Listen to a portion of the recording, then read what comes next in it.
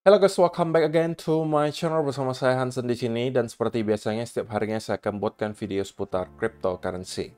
Apa kabar kalian hari ini semuanya? Semoga dalam keadaan yang baik-baik saja. Teman-teman, kita terus melihat Bitcoin bleeding out dan bahkan sempat menyentuh ke kurang lebih area 52.000 dolar. Sebelum pada akhirnya mendapatkan sedikit rebound ke area 54.000, kita bakalan bahas di video hari ini kira-kira apa yang sedang terjadi in terms of price action dan juga apa yang bisa kita expect minggu depan, terutama dari segi data dan event ekonomi. Dan apa pengaruhnya kira-kira nanti akan ke harga Bitcoin. Jadi stay tune terus sampai akhir video. Nah, sekarang kita bakal mulai dari coin market cap terlebih dahulu. Per hari ini secara global market cap kripto berada di angka 2 triliun dolar atau naik sekitar 0,48%. Nah, di top 10 coin sendiri kita juga melihat keadaannya rata-rata berwarna hijau. Ini ya karena kita mendapatkan sedikit rebound ya dari apa yang kita lihat kemarin. Dan kenaikannya ranging antara 1, sekian persen hingga kurang lebih 4%. Dan menjadi top performer hari ini adalah Dogecoin dengan kenaikan 4,19% ke 0,096 dolar.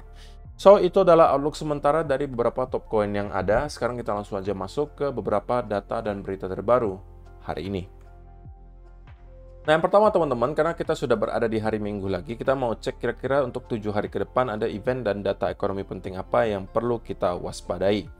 Dan untuk awal minggu seperti biasa tidak banyak yang bisa kita expect menghasilkan volatility. Barulah nanti di hari Rabu tanggal 11 September 2024 kita akan kedatangan data core CPI dan juga CPI untuk Amerika Serikat. So, lagi-lagi kita akan mendapatkan data inflasi. Menariknya, teman-teman, CPI kembali diekspektasikan mengalami penurunan yang lumayan signifikan dari angka 2,9 menjadi 2,6%. Tentunya ini akan sangat ideal ya teman-teman kalau misalnya memang benar-benar terjadi. Kalau misalnya CPI di angka 2,6 atau bahkan lebih rendah dari 2,6, maka itu harusnya menjadi sebuah berita yang baik untuk market. Karena berarti kita harusnya bakalan melihat the Fed pasti akan melakukan pemotongan suku bunga dan chance atau kesempatan the Fed melakukan pemotongan suku bunga lebih daripada 25 basis point itu tentunya bisa meninggi apabila data CPI itu menunjukkan penurunan yang lebih signifikan daripada perkiraan. Jadi di hari Rabu ada data CPI, kemudian di hari Kamisnya kita akan mendapatkan data Continuing Jobless Claim, Core PPI, Initial Jobless Claim, dan juga PPI. Jadi untuk minggu depan itu fokusnya adalah soal inflasi teman-teman.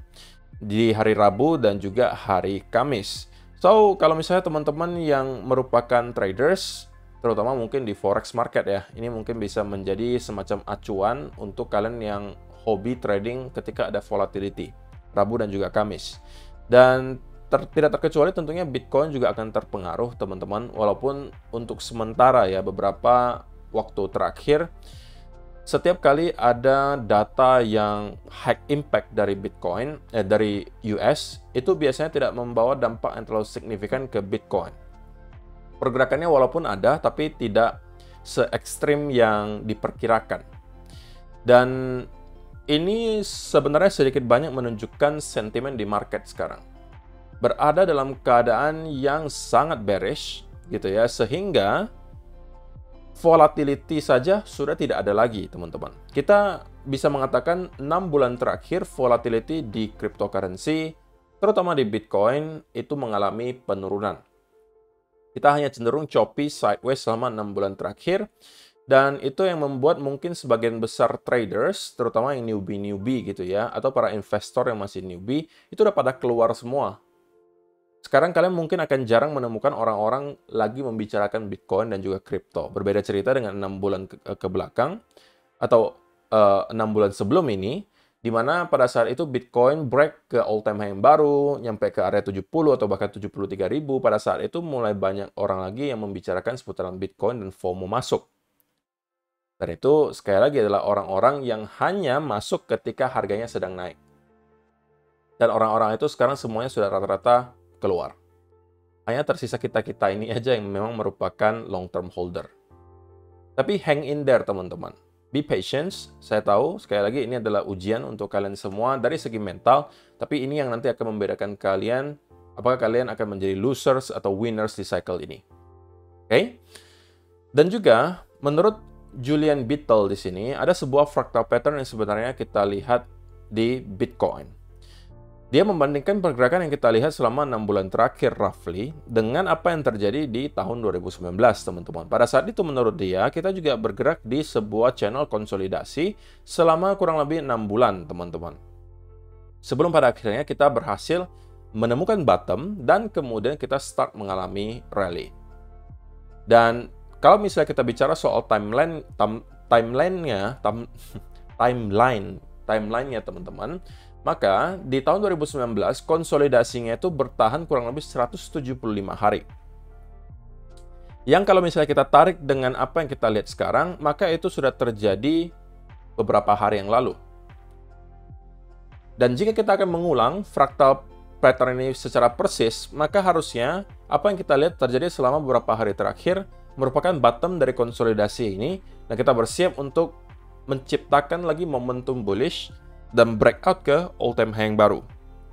Dan ini juga sebenarnya teman-teman, kalau kita lihat timeline-nya sesuai dengan apa yang sudah kita ekspektasikan. Bahwa Q4 atau kuartal 4 tahun 2024 bisa menjadi awal dari rally Bitcoin lagi.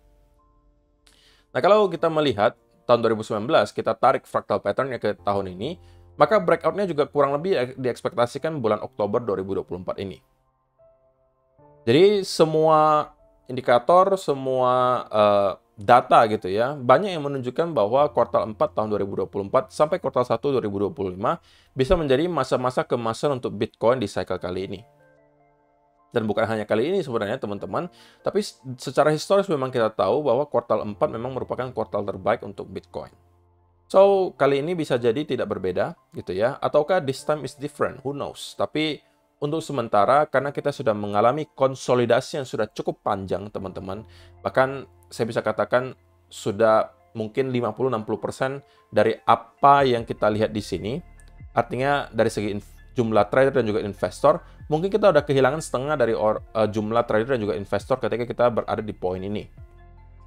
Karena orang-orang mungkin udah merasa bosan, ada yang mungkin sudah terkapitulasi karena mungkin memakai leverage untuk trading dan kemudian terliquid dan lain seterusnya, yang menyebabkan mereka mungkin sekarang pindah haluan, mungkin menjadi stocks, menjadi forex, atau mungkin ada yang keluar sama sekali karena merasa, aduh ini nggak naik-naik nih kok, mending saya keluar aja deh, uangnya mending saya jadikan untuk model bisnis atau lain seterusnya, gitu ya.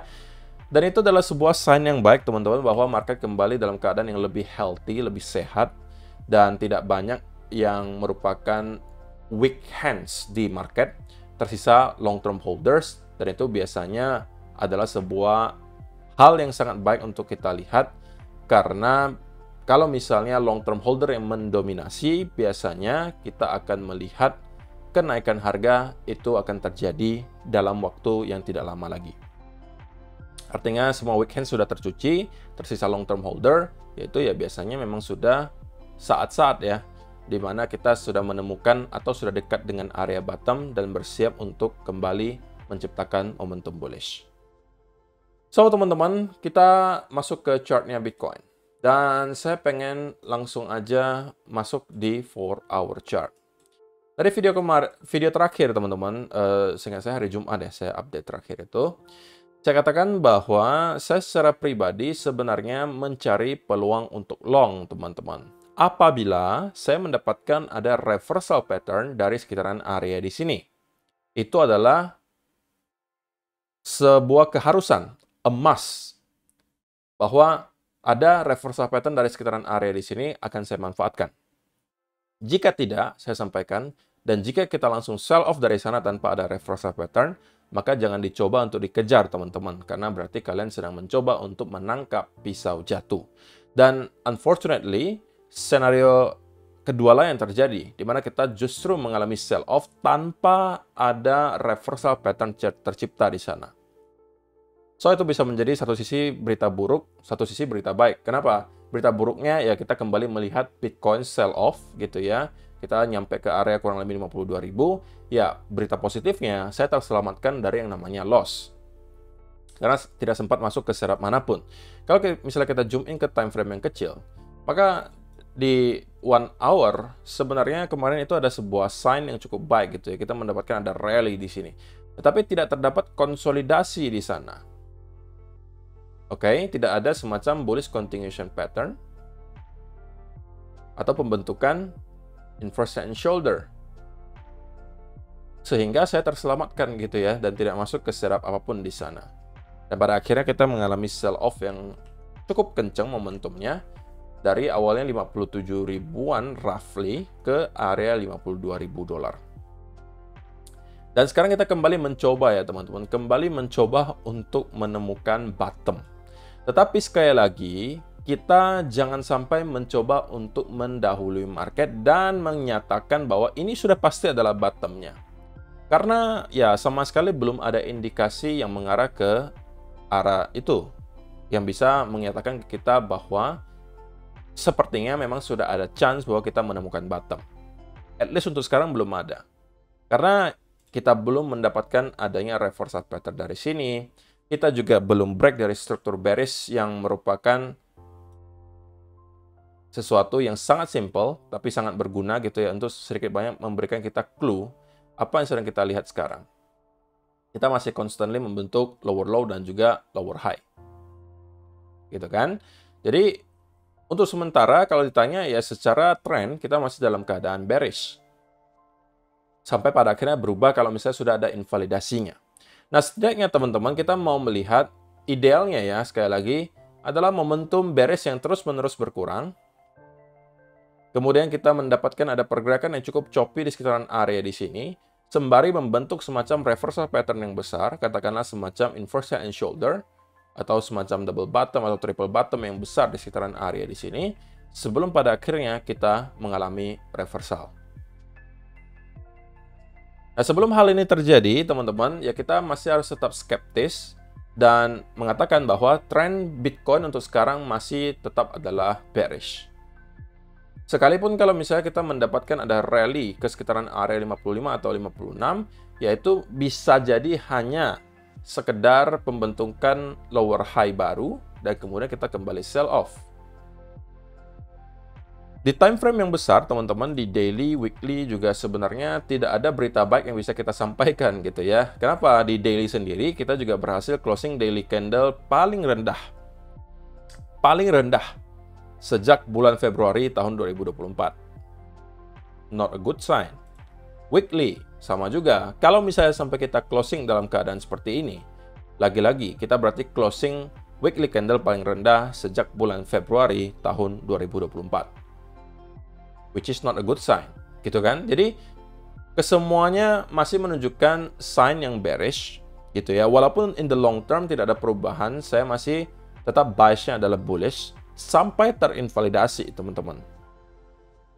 Invalidasinya seperti apa? Sekali lagi saya jelaskan dengan simpel, adalah kalau kita mendapatkan ada breakdown dari area 49.000 di sini. Diikuti ada semacam konsolidasi, bentukannya bisa seperti ini, atau seperti ini. Tapi ini adalah versi bullishnya ya, teman-teman. Kita kalau misalnya melihat versi bearishnya, modelnya apakah seperti ini, ataukah yang lebih besar seperti ini, maka itu adalah menjadi sebuah pertanda bahwa sepertinya kita memang telah kehilangan momentum di cycle ini, dan kemungkinan kita akan bisa masuk kembali ke koreksi yang berkepanjangan atau biasa orang sebut sebagai bear market. Kita tidak boleh menutup mata akan skenario tersebut, gitu ya. Chance-nya selalu ada, walaupun saya sampaikan probabilitasnya sekarang belum besar menurut saya secara pribadi. Sekalipun memang kita mendapatkan berbagai berita negatif hari ini, tapi untuk sementara broadening triangle di sini masih kita pertahankan. Atau kalian mau sebutnya broadening wedge gitu ya. Atau kalian mau sebutnya expanding triangle. Apapun itulah yang memang menunjukkan bahwa ada konsolidasi besar di sini. Ini masih belum kita berhasil breakdown, teman-teman. So, pattern konsolidasinya masih valid. Ini masih jadi berarti kita berpotensi untuk breakout di atas area ini dan kemudian membentuk all time high yang baru. Barulah kalau kita mengalami breakdown dan konsolidasi, pattern ini telah terinvalidasi. Dan itu bisa menjadi sebuah awal yang sangat buruk ya.